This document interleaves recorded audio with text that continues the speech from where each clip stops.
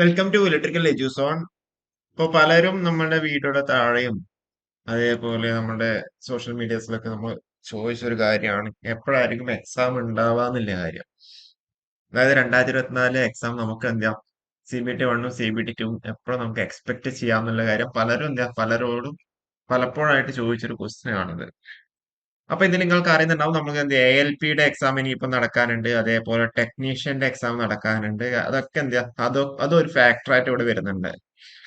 നിങ്ങളിപ്പോ ALPയുടെ കാര്യം പറയുകയാണെന്നുണ്ടെങ്കിൽ ഇപ്പോഴവിടെ കറക്ഷൻ വിൻഡോയുടെ സമയമാണ് അല്ലെ. എനിക്കൊന്ന് ഓഗസ്റ്റ് ഫസ്റ്റ് വീക്ക് വരെ ഉണ്ട്. അപ്പൊ അത് കഴിഞ്ഞിട്ട് ALPയുടെ എക്സാം മോസ്റ്റ് പ്രോബബ്ലി സെപ്റ്റംബറിലായിരിക്കും ഉണ്ടാവുക.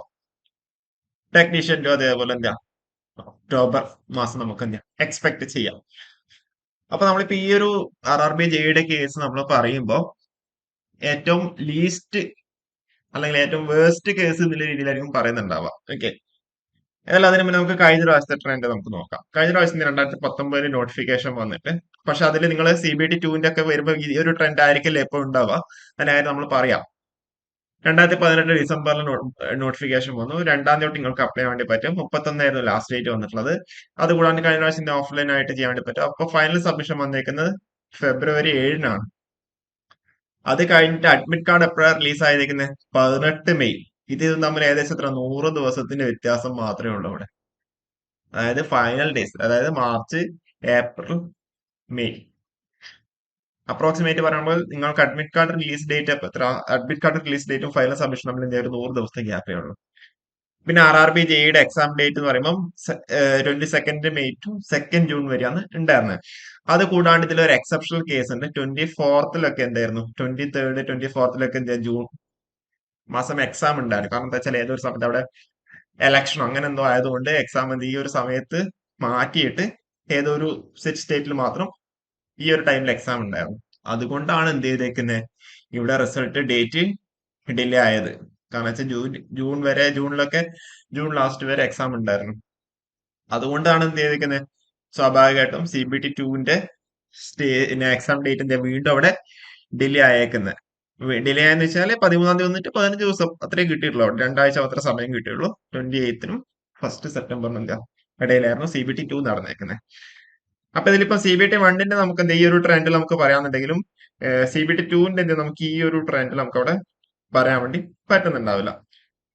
അപ്പൊ നമുക്കിതിന്റെ കാര്യങ്ങളിലേക്ക് പോവാണെന്നുണ്ടെങ്കിൽ നോക്കാം.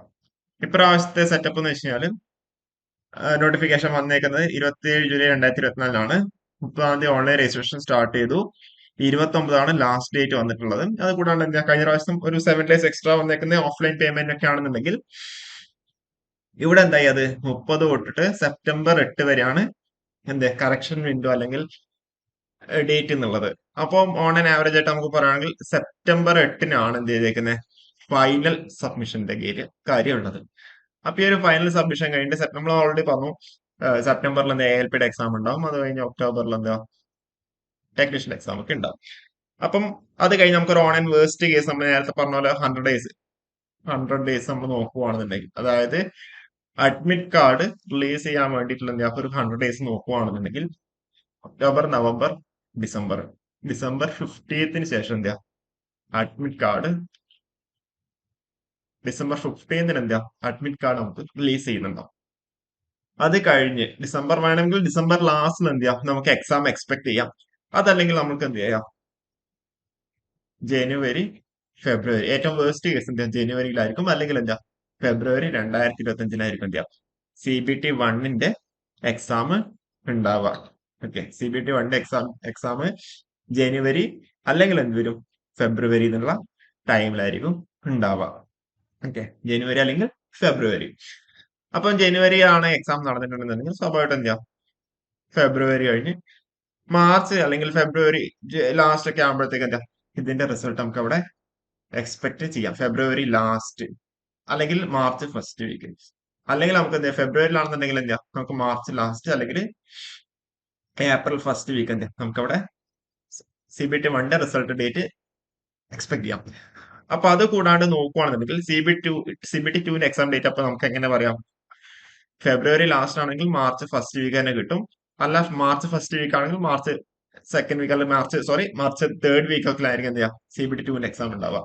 CBT 1 റിസൾട്ട് വന്നു കഴിഞ്ഞാൽ CBT 2 എന്താ പറയുക സമയം ഉണ്ടാവില്ല. അപ്പൊ ഏപ്രിൽ മാർച്ച് ഏപ്രിൽ ആയിരിക്കും എന്ത് ചെയ്യുക CBT 2 എന്തുണ്ടാവുള്ളൂ എക്സാം ഡേറ്റ്. ഓക്കെ, മാർച്ച് അല്ലെങ്കിൽ ഏപ്രിൽ. അത് കഴിഞ്ഞിട്ട് എന്താ CBT 2 റിസൾട്ട് പറയുമ്പോൾ നമുക്ക് നേരത്തെ പറയുകയാണെന്നുണ്ടെങ്കിൽ നമുക്ക് എന്ത് പറയാൻ വേണ്ടി പറ്റും, ഒരു സോറി മെയ്യിലൊക്കെ ആകുമ്പോഴത്തേക്ക് എന്ത് ചെയ്യാം അതിന്റെ റിസൾട്ട് നമുക്ക് എന്ത് ചെയ്യാം എക്സ്പെക്ട് ചെയ്യാം. ഓക്കെ, അപ്പോൾ ഇത്രയും കാര്യങ്ങളാണ് പറയാനുള്ളത്. അപ്പോൾ ടെൻറ്റേറ്റീവ് ആയിട്ട് നമ്മൾ കഴിഞ്ഞ പ്രാവശ്യത്തെ അപേക്ഷിച്ച് നമ്മൾ പറയുകയാണെന്നുണ്ടെങ്കിൽ നമുക്ക് അപ്പം CBT 1 അല്ല നമുക്കൊരു ഡിസംബർ 15 ആകുമ്പോഴത്തേക്ക് എന്ത് ചെയ്യാം 15 to 18 ആകുമ്പോൾ നമുക്ക് ഡിസംബറിൽ എന്ത് ചെയ്യാം അഡ്മിറ്റ് കാർഡ് റിലീസ് നമുക്ക് എക്സ്പെക്ട് ചെയ്യാം. അത് കഴിഞ്ഞ് ഓക്കെ ഒരു ഡിസംബർ 15 അല്ലെങ്കിൽ സെക്കൻഡ് വീക്ക് നമുക്ക് എന്താ അഡ്മിറ്റ് കാർഡ് റിലീസ് നമുക്ക് എക്സ്പെക്ട് ചെയ്യാം. ജനുവരി ഫെബ്രുവരി എന്താ നമുക്ക് CBT 1 എക്സാം ഡേറ്റ് നമുക്ക് പറയാൻ വേണ്ടി പറ്റും.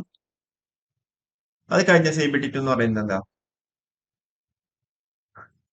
മാർച്ച് ഏപ്രിൽ എന്നുള്ള നിലക്ക് എന്താ നമുക്കവിടെ CBT 2 എക്സാം ഡേറ്റ് എന്ന രീതിയിൽ പറയാൻ വേണ്ടി പറ്റും. അപ്പോ മാർച്ച് തന്നെയാണെന്നുണ്ടെങ്കിൽ ഇതിപ്പോ ഇനിയിപ്പോ CBT RRB നോട്ടിഫിക്കേഷൻ ഇയർലി ആണെന്നുണ്ടെങ്കിൽ 2025 എന്ത് ചെയ്യും അടുത്ത ജൂലൈ ലാസ്റ്റ് അല്ലെങ്കിൽ ഓഗസ്റ്റിലാകുമ്പോൾ ഇതിന്റെ അടുത്ത നോട്ടിഫിക്കേഷൻ ഇറക്കുന്നുണ്ടാവും. അപ്പൊ അതിന് മുന്നേ ഈ ഒരു പ്രോസസ്സ് എന്ത് ചെയ്യാം കംപ്ലീറ്റ് ആകണം. അപ്പൊ അങ്ങനെയാകുമ്പോൾ മെയ് വരെ ആണെന്നില്ല, മാർച്ചിൽ എക്സാം നടന്നു കഴിഞ്ഞാൽ ഏപ്രിൽ ലാസ്റ്റ് ഒക്കെ ആവണമെങ്കിൽ എന്താ CBT 2 റിസൾട്ട് ഒക്കെ അവർക്ക് പബ്ലിഷ് ചെയ്യാൻ വേണ്ടി പറ്റുന്നുണ്ടാവും. ഓക്കെ, ഇതെന്ന് പറഞ്ഞാൽ നമ്മൾ കഴിഞ്ഞ പ്രാവശ്യത്തെ ആ ഒരു ട്രെൻഡ് അനുസരിച്ചിട്ടാണ് നമ്മൾ പറയുന്നത്. അപ്പോ ആ ഒരു കാൽക്കുലേഷനിലാണ് നമ്മൾ പറയുന്നത്. ഓക്കെ, അപ്പോൾ കൂടുതൽ അപ്ഡേറ്റ്സ് ആയിട്ട് നമുക്ക് എന്ത് ചെയ്യാം വീണ്ടും കാണാം. Okay, thank you.